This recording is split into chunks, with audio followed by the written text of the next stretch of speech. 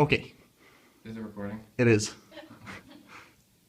Hello, welcome to the DevGioh instructional video. In this video, we're going to go over the sequences of events that happen in the game because we have over 103 classes and it's extremely complicated. So we wanted to make sure that we're there so we can ensure that all people watching this video have an exact grasp on what's going on in our game. Dramatic pause. All right, release the Kraken. So, at the beginning of the game, well, first we have some initialization stuff going on.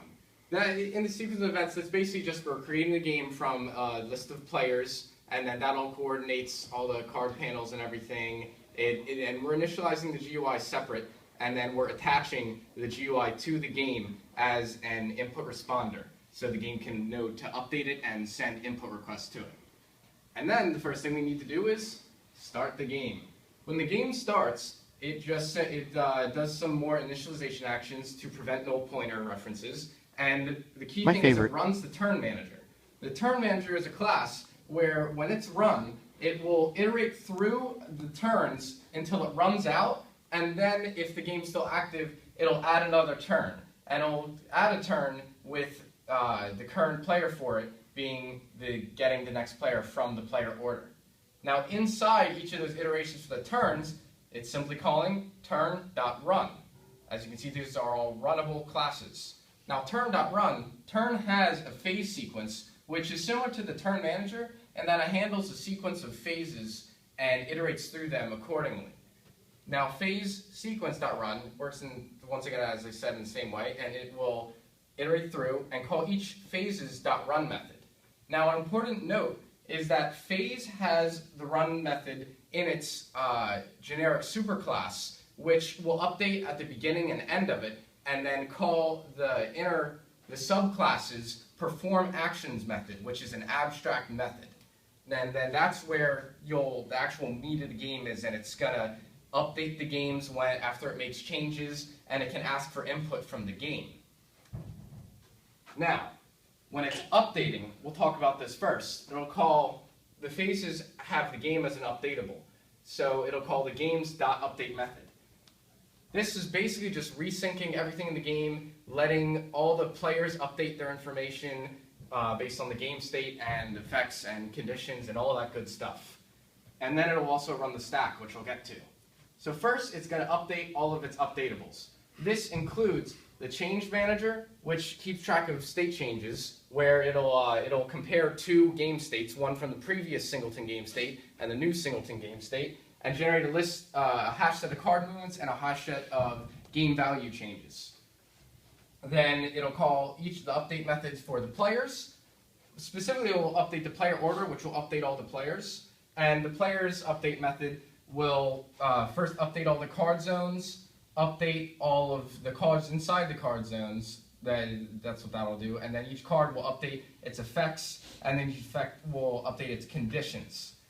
There are some special case scenarios in our implementation that can be summed up as these components are just added to the list of updatables in each of these updater objects. And then once it's done updating the player and the game is all set, all the state changes are calculated, all the the nice young boys and girls are asleep waiting for Santa Claus, we are going to update the GUI so Santa Claus can finally come to town. Whatchamacallit? That's where we are going to update the GUI, which Eric will describe in his update method. Now we are going to talk about how it asks for input.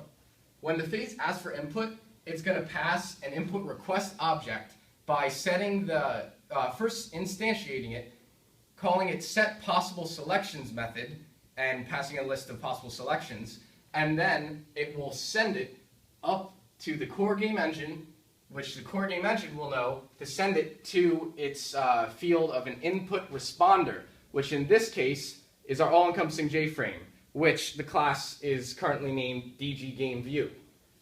And that's where we'll get to the take input request for input request I. They're completely separate, and the input request is bridging the gap between them.